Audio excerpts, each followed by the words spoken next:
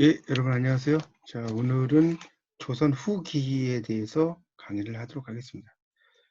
이제 보통 중세 문학에서 근대 문학으로 이행기 제1기인 조선 후기 보겠습니다. 이 시기는 이제 일종의 민족의 순환기라고 볼 수 있겠죠. 그래서 임진왜란과 병자호란의 양난, 그다음에 전통 한문학의 동요와 지속, 이런 전통 한문학이 흔들리죠.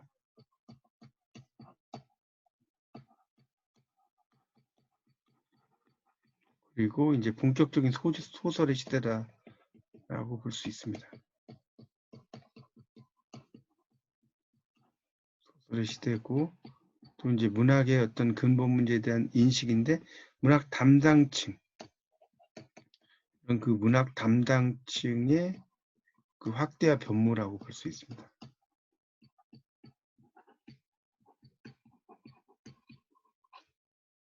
이렇게 볼 수가 있겠어요. 그리고 또 시조가 많이 변이가 되죠. 변이가 되고 사설 시조가 또 부상이 됩니다. 그런 것들도 민속극의 부상, 이런 것들이 이제 주요한 특징이라고 볼 수 있습니다. 그리고 이제 이 시기의 또 사회적인 특징으로 본다면, 이 시기의 사회적인 특징은 상공업의 종사죠. 상공업에 종사해서 돈을 버는 시민의 등장. 자, 이게 또 특징이라고 볼 수가 있겠죠. 그래서 이제 이 시기는 결국 신분사회와 계급사회가, 신분사회와 계급사회의 공존이다, 이렇게 볼 수 있습니다. 그래서 이제 이 시기에 대해서 이쪽 설명을 좀 더 드리겠습니다. 그래서 이 시기는 이제 임진왜란이라든가 병자호란이라든가 이런 것들을 많이 겪고, 전쟁의 어떤 참상 이런 것들을 많이 겪은 그런 그 시기라고 볼 수가 있습니다. 그래서 이제 그런 것들에 대한 이야기들이 이제 쭉 책에 보면 나오고 있습니다. 거기 그 220페이지를 보십시오. 220페이지의 첫째 줄에 보면, 임진왜란은 임금과 백성 사이의 관계를 재조정하게 만들었다, 이런 말 나오죠.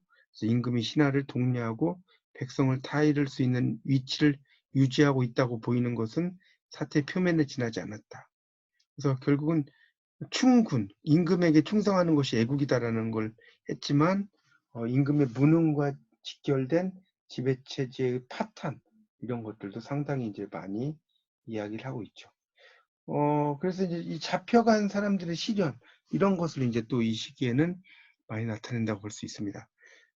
그 강항의 220쪽의 마지막 단락 나오죠. 강항의 간양록. 볼간자 양양자, 그러니까 결국 양을 치는 수모를 이야기하는 겁니다. 그 흉노족에게 잡혀가서 양을 치는 수모를 이야기한 거라고 볼 수가 있겠습니다. 그 다음에 이제 그 222쪽에 두 번째 단락에 보면 산성일기 이런 거 나오죠.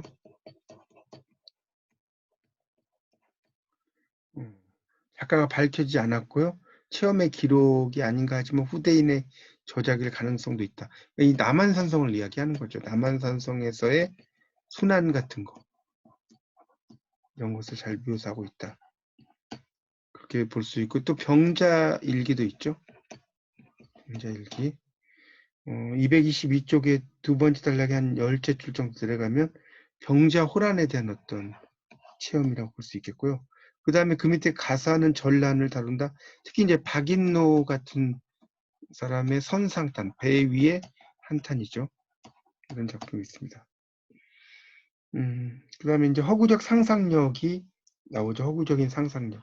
이런 작품들이 이제 223쪽에 보시면 그 임진 그 전란에서 이제 장졸이 원통하게 죽어 원혼이 된 것을 안타깝게 여겨서 이제 이런 몽유록 형태를 많이 지어놨죠. 특히 이제 달천 몽유록, 이것도 이제 몽유록이죠. 달천 몽유록이라든가 이런 것도 다 몽유록의 형태입니다. 이 록이죠. 이런 것들은 이제 그 임진왜란이 끝난 지 2년째 되던 해에 신립장군이 처참하게 패배를 한 충주 달천에 가서, 달천 지명이죠. 꿈을 꿨다고 하면서 이제 등장을 시키는 이런 것들도 있습니다. 그래서 이런 게 있고요. 또 병자호란을 두고서는 몽유록의 그 223쪽의 마지막 단락이죠. 강도 몽유록. 이 강도라는 것은 강화도를 가리켜요. 강화도. 강화도. 몽유록이 또 있습니다. 이렇게 이제 볼 수가 있어요. 그 다음에 또 임진록이라는 작품이 224쪽에 세 번째 단락에 보면 임진록이 나오죠. 이본이 50여 종이다. 그 이본이라는 것은 이제 다른 판본을 이본이란 말 써요.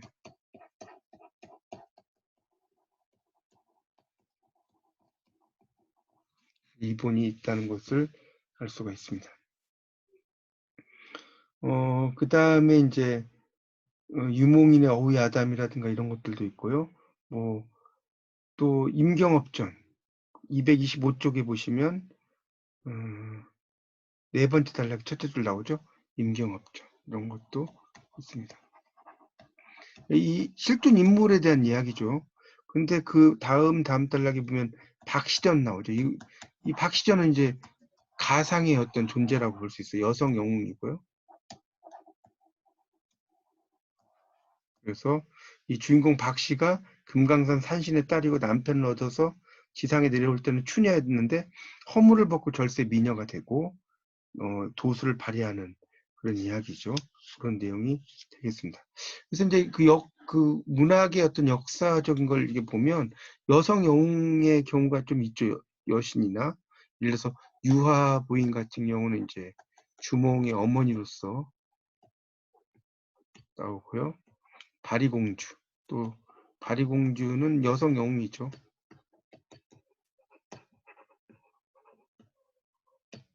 그런 내용들이 또 있죠. 그래서 이런 군담 소설 종류로 본다면 이 임경업 이런 분은 이제 실제 존재하는 군담, 이 군담 소설로 본다면 그런 그 역사형 인물이죠. 역사기 군담 소설이라고 볼 수 있겠고요. 이런 그 박시전 같은 경우를 군담 소설로 본다면 창작계도 창작계, 역사계가 아니라 군담 소설로 볼 수도 있습니다.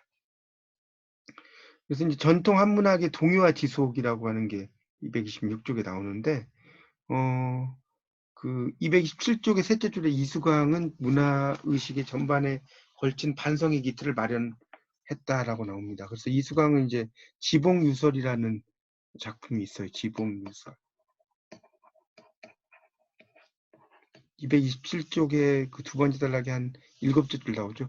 일종의 백과사전의 형태라고 볼 수가 있습니다. 이 지봉유설은. 그래서 이제 그런 고전의 명구를 모아서 시를 짓는 재주 이런 거라든가 이런 걸 비판하고 사람의 재주는 같지 않으니 한꺼번에 논할 수 없다. 이런 이야기를 또 합니다. 228쪽에 그 네 번째 단락에 권필이 나오죠. 권필. 이 권필은 대단한 재능을 보였으나 과거를 통해 진출하지 못하고 야인으로서 일생을 보내는 동안 철저히 험난한 세태와 부딪혔다. 그런 이야기가 나오고요. 우원, 그러니까 돌려서 이야기하는 거죠. 이런 걸 짓기를 좋아했다. 라고 나옵니다. 그리고 이제 거기 곽삭전이라는 게 또 특히 이제 재밌죠. 이게 그 가전체에서 개를 의인화했다. 곽삭전. 개를 의인화했다는 거예요. 이 삭자가 이제 두 가지로 이제 발음이 되는데요. 색으로 읽을 때는 생각한다는 뜻이에요. 사색한다. 사구로 읽을 때 이제 줄 이런 의미로 이제 쓰이죠. 그래서 이제 이 곽삭전은 옆으로 가는 그런 개를 이야기하는 거죠. 자, 229쪽의 세 번째 단락에 허균의 문설이라고 하는 작품이 나오죠. 229쪽. 이 문설이라고 하는 것은 이제 특히 통상하지정, 상하의 정을 통한다. 이런 이야기가 나옵니다. 그래서 이제 이 상어가 그 다음 달, 지금 단락이 한 7째 줄 내려오면 상어가 나오는데, 이 상어라는 것은 결국 일상어를 이야기하는 겁니다. 그래서 일상어를 사용을 하는 것을 상당히 강조한 작가가 바로 허균이다라고 볼 수가 있습니다. 허균은 이제 홍길동전을 쓰기도 했고요. 자, 230쪽으로 넘겨보세요. 230쪽으로 넘기면 전통 한문학의 지속과 변모라고 하는 파트가 나옵니다. 그래서 이제 이런 전통 한문학에 대해서 특히 이제 이옥이라고 하는 작가가 등장을 하는데 230페이지에 위에서 한 15, 6째 줄 정도 내려가 보면 이옥이라는 작가가 나옵니다. 이옥은 이제 1760년에서 1812년까지 살았던 인물인데요. 특히 이제 유광옥전 같은 작품을 쓰죠. 요즘으로 말하면 이제 어떤 수능 문제 이런 걸 풀이해주고 모범 답안을 팔고 뭐 이런 사람의 이야기죠. 그래서 이제 이옥의 작품을 소품이라고 이야기를 합니다. 그러니까 일반적인 이야기 스몰 피시스라고 하죠. 작은 조각들, 이게 소품입니다. 그런 것들을 이제 많이 쓴 작가라고 볼 수가 있습니다. 여러 작가들인데 그건 한번 여러분이 읽어보시면 될 것 같고요. 자, 그 다음에 이제 233쪽의 소설로 들어서는 전환, 거기를 보겠습니다. 거기에서 이제 이 소설이라고 하는 것이 이제 본격적으로 성장을 하는 거죠. 일종의 문학 갈래로서의 어떤 모습, 그리고 이 소설이 본격적인 성장을 한다라고 볼 수 있습니다. 그래서 이제 여기서는 이제 전이라는 것이 등장을 하게 되는데, 전이라는 것은 이제 어떤 그 사람의 이제 생애라든가 이런 것들을 쭉 이야기하는 그런 형태라고 보시면 됩니다. 전이라는 것은 그것도 좀 정리를 하시도록 하고요. 거기 234쪽에 네 번째 단락 첫째 줄에 보면 저는 원래 역사서의 열전에 오르는 인물의 선악을 판정해서 후대까지 교훈으로 삼도록 하는 것을 사명으로 삼았다. 이런 얘기가 나오고 있습니다. 그 235쪽에 네 번째 단락에 보면 금오신화가 나와요. 금오신화, 금오산에서 지은 새로운 이야기라고 여러 번 나왔었죠. 그래서 이제 그런 금오신화 같은 경우도 이제 한문 소설이죠. 그러니까 이 최초의 한문 소설이라고 보통 이해를 하시면 될 것 같습니다. 금오신화는 최초의 한문 소설이다.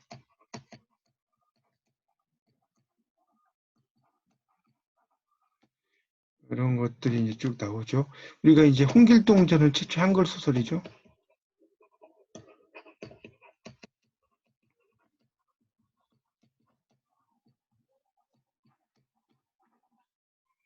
것을 볼 수가 있습니다. 그래서 이제 이런 금오신화 같은 경우가 이제 그 한문 소설인데 그 235쪽의 마지막 단락에 보면 한문 소설은 특정 사건을 다루는 단편이고 국문 소설은 인물의 일생을 다루는 점이 조금 달랐다 이런 이야기가 나오고 있습니다. 그 236쪽의 두 번째 단락에 보면 소설은 필사본으로 요청됐다. 그러니까 필사본은 붓으로 베꼈었다는 거죠. 그리고 세책가라고 이제 그 밑에 줄에 나오는데 두 번째 단락 둘째 줄에 이게 요즘 말로 하면 책 대여점이라는 뜻입니다. 세책가라는 게. 세책이 책을 빌려준다는 거죠. 그 다음에 전이라고 하는 한문 소설에 보면 둘째 줄에 허균이 나오죠. 허균. 이 허균의 이제 5작품이 다 전이죠. 거기 보면 세 번째 손곡 산인전. 자, 이 손곡 이달 자기의 시의 스승을 다룬 거죠. 외에 여러 작품들이 다 전의 형태로 되어 있다라고 볼 수 있습니다. 그래서 거기 그 236쪽의 밑에서 7째 줄 정도에 보면 주인공의 생애를 서술하면서 의미가 깊은 사건을 이것저것 열거하고 그때 논평을 첨부한 점이 전의 형식이다 이렇게 나오고 있습니다. 자, 237쪽이 두 번째 단락에 보면 조위한이 나와요. 조위한의 채척전. 이 채척전은 결국 임진왜란을 배경으로 했다라고 볼 수가 있습니다. 그래서 이제 이것을 애정 소설의 관점으로 볼 수도 있고요. 또 역사 소설의 관점으로도 이 채척전은 볼 수가 있습니다. 그 다음 단락에 이제 세 번째 단락에 보면 주생전에 대한 이야기가 나오는데, 이 주생전은 필사본으로만 전하는 작자 위상의 작품인데 여러 정황으로 볼 때 이제 권필이 지었다는 설이 일반적이다는 거죠. 주생전에 대해서는 237조. 그리고 이제 그 다음 단락이 영영전은 상사동기, 그러니까 서로 사랑하는 이야기라는 뜻이죠. 애정의 번민, 성균관 진사의 주인공이 길에서 만난 미인에게 매혹되어서 상사병이 깊었다. 그 미인이 성종의 다섯째 아들 회산군의 궁녀인 줄 알고 가진 모험 끝에 사랑하는 사이가 되었으나 만날 수가 없었다. 과거에 장원급제를 해도 소용이 없었다. 회산군 궁 앞에 취한 척하고 쓰러져서 안으로 초대되어 들어가는 기회를 만들어 보았으며 영영의 편지를 받고 미칠 지경이 되었다. 회산군이 세상을 떠나자 부인의 호의에 힘입어 영영을 아내로 맞이하게 되었다. 이런 내용이고요. 그 다음에 이제 운영전은 238쪽에 보시면 이 사랑이 비극으로 끝나는 238쪽에 운영전이 나오죠.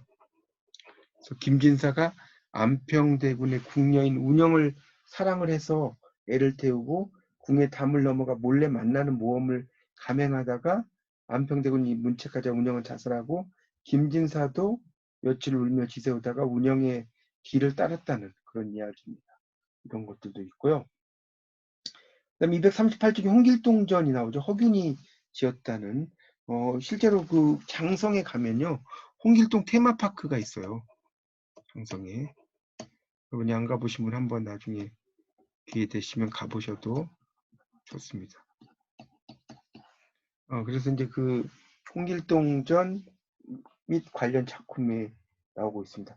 그래서 이 홍길동전은 전우치전 그 239쪽의 마지막 단락에 전우치전은 도수를 부리는 영웅을 내세워서 그릇된 사회와 대결하도록 한다는 점에서 홍길동전과 가까운 관계를 가진 소설이다라고 이야기를 하고 있습니다. 그 다음 단락의 셋째 줄에 보면 임진록이 나오죠. 여러 영웅의 활약상을 모아서 보여준 녹이다. 그 네 번째 단락의 240페이지 보면 임경업전과 박시전은 녹이 아니고 전이다. 임진록처럼 연대기 소설이 아니고 홍길동전과 같은 일대기 소설이다. 그러니까 이 전과 녹을 이제 조금 더 구분한다면 이것은 이제 일대기, 그리고 녹은 연대기.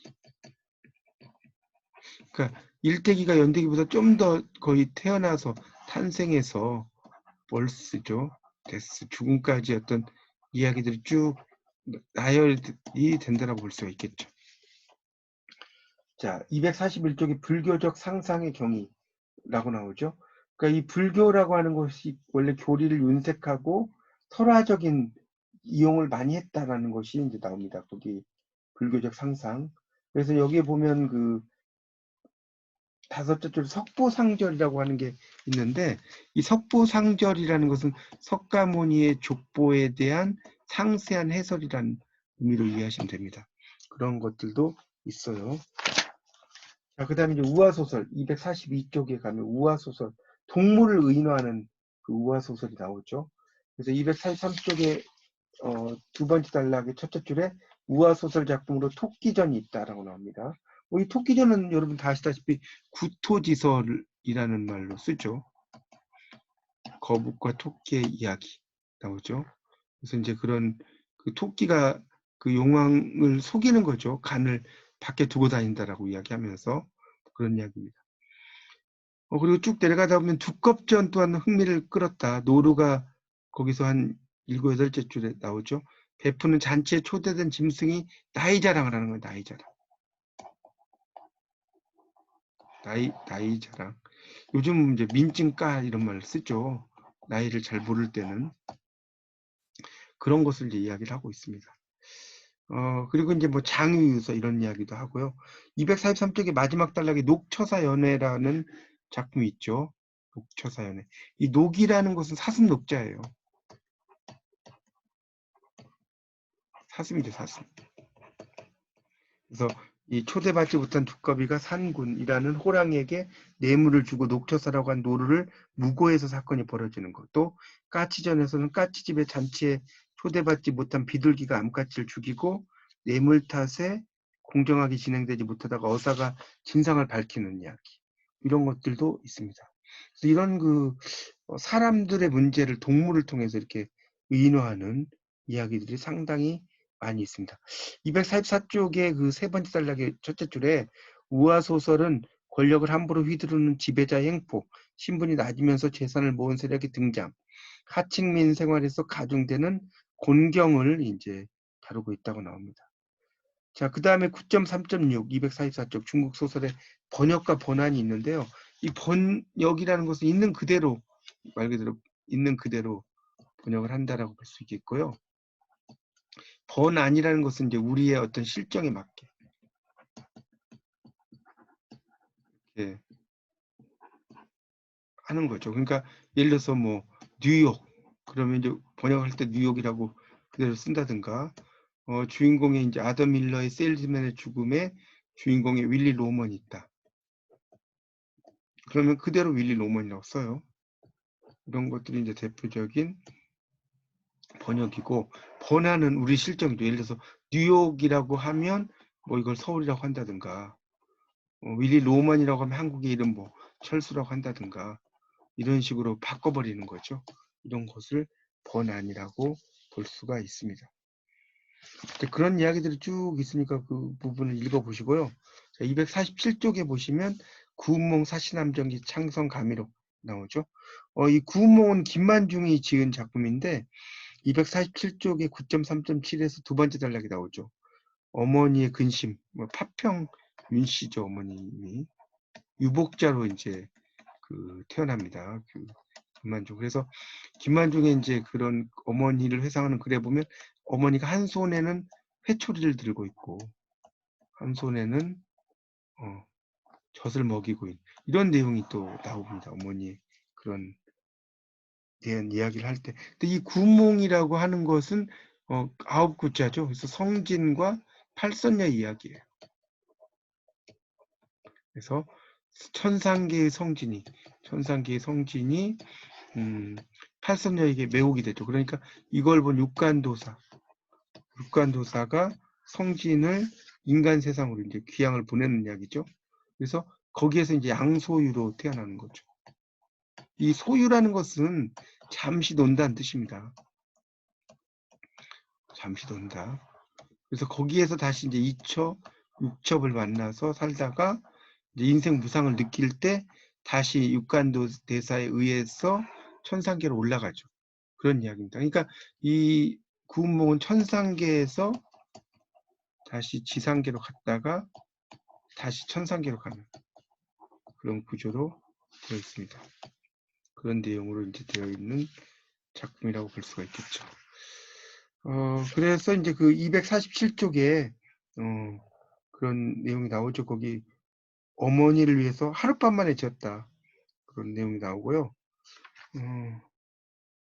248쪽에 이제 보면 그래서 이제 구운몽에 대해서 마지막 단락에 보면 주제를 둘러싸고 많은 논란이 있다. 유불도, 삼계에서 온 요소가 두루 있지만 육간대사의 제자 성진 남학 연화봉에서 세속의 삶을 동경하면서 잠이 들었다가 욕망추구가 허망한 줄 깨달았다는 몽유소설 이런 설정이 기본으로 돼 있다.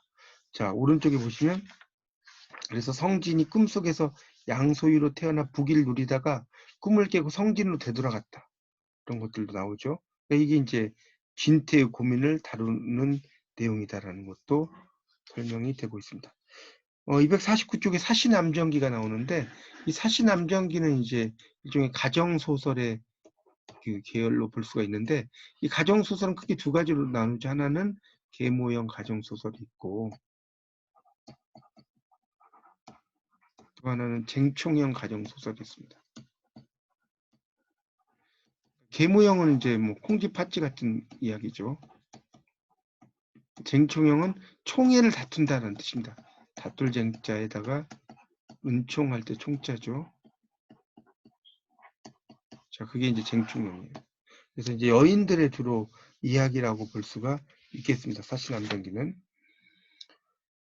그 다음에 그런 내용으로 이제 이해를 여기까지 하시면 될 것 같습니다. 그런 내용이 중심을 이루고 있다고 보시면 되겠습니다. 일단 여기까지 설명을 드리고요. 또 다음 이어서 강의를 하도록 하겠습니다. 네, 감사합니다.